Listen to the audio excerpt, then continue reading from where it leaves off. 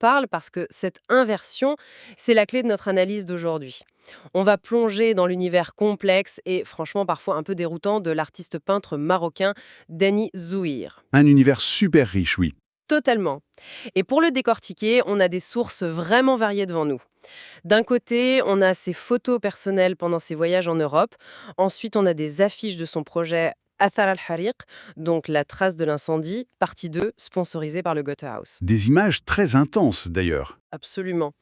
Et pour lier tout ça, on a une interview textuelle hyper profonde où il explique vraiment comment son cerveau fonctionne. L'idée ici, c'est pas juste de faire sa bio, mais de comprendre comment un esprit qui carbure au rêve et à l'illogique arrive à traiter des réalités géopolitiques hyper brutales. Est-ce que c'est vrai qu'il y a une friction constante dans son travail? D'un côté, on a ce qui relève du subconscient, de l'évanescent, et de l'autre, des trucs très lourds, très ancrés dans le réel. Ouais, la crise migratoire, la guerre. Exactement. Et notre mission, c'est de voir par quel mécanisme, psychologique ou artistique, il arrive à fusionner ces deux extrêmes. Du coup, pour comprendre ça, faut d'abord regarder comment il définit sa propre identité visuellement. Si on prend l'affiche principale de La Trace vers l'incendie, Ah oui, celle-là, elle est chargée. elle est étouffante même. C'est un vrai bombardement. À gauche, on a la silhouette d'un jeune homme de dos. Il a un sac à dos, un vieux sac de voyage, et il fixe la mer. Sauf que, au loin, on voit un canot de fortune, genre hyper surchargé. Ouais.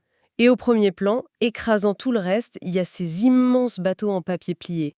Et c'est ce jeu d'échelle qui est brillant. Le bateau en papier, ça symbolise l'innocence, le rêve de partir. L'idéalisation du voyage, quoi. C'est ça. Sauf que ce rêve, face aux vraies vagues et à la réalité des migrants qu'on voit au loin, il finit par couler. Ça crée une tension immédiate. Mais l'affiche, elle s'arrête pas là. Il y a un contraste de fou. D'un côté, cette fragilité du voyage, et de l'autre, reliée par des pointillés qui font penser à des neurones, on a des trucs hyper ancrés. Près de son visage, on voit une empreinte digitale géante, de l'ADN super détaillé, le drapeau marocain. Et au milieu de tout ça, Au milieu, t'as un coquelicot rouge vif, de vieilles photos de famille jaunies, et un vieux poste de radio sur un gros livre ouvert, éclairé par une ampoule. C'est, c'est genre une carte géographique de l'âme humaine. et pour structurer cette carte, il a mis 4 mots en arabe, comme des piliers. Sous les bateaux, t'as Al-Hejra, la migration. Ok. Sous le coquelicot fragile, c'est Az-Zikra, la mémoire. Mhm. Sous le livre et la famille, Al-Thaqafa, la culture. Et sous l'ADN, El-Hawiya, l'identité. Bah justement, ça soulève une vraie question. Mettre de l'ADN, un truc biologique indélébile, juste à côté d'un bateau en papier prêt à couler, on sent bien à la douleur du déracinement. Mais est-ce que son art, c'est juste un journal intime autobiographique, ou est-ce qu'il essaye de parler au nom de toute une génération exilée? L'interview répond super bien à ça. Il explique que son art, qu'il pratique depuis plus de 25 ans, c'est pas juste pour documenter sa petite vie. Il parle d'une nostalgie spirituelle. Nostalgie spirituelle. Ouais. Faut pas voir ça comme le regret du bon vieux temps. C'est plus philosophique. C'est la douleur de la condition humaine, ce sentiment d'être tout le temps en transit. En gros, en mixant son propre ADN avec des thèmes globaux comme la migration, il efface la frontière entre lui et le reste du monde. Donc son identité personnelle devient une sorte d'éponge pour les crises mondiales. Exactement.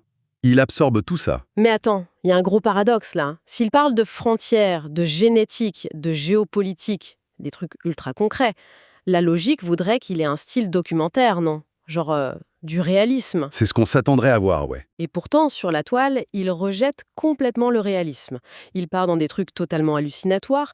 Pourquoi fuir le réel quand tu parles de problèmes aussi concrets?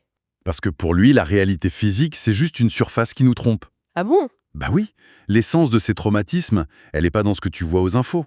Elle est dans l'inconscient collectif, dans les pensées refoulées. Donc il va chercher cette surréalité. Il veut pas peindre la souffrance comme on la voit, mais l'empreinte psychologique qu'elle laisse, en utilisant l'illogique.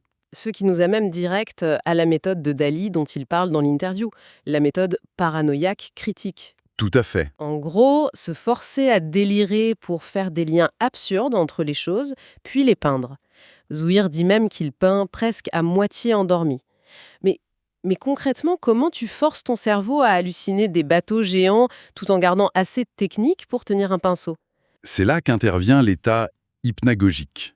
Oh là, c'est quoi ça? En gros, c'est cette phase super courte quand tu es juste entre l'éveil et le sommeil. Ton cerveau ralentit, Tes ondes bêta deviennent des ondes alpha puis θ. Donc le moment où tu luttes pour pas t'endormir devant la télé et que tes pensées n'ont plus de sens. C'est en plein ça.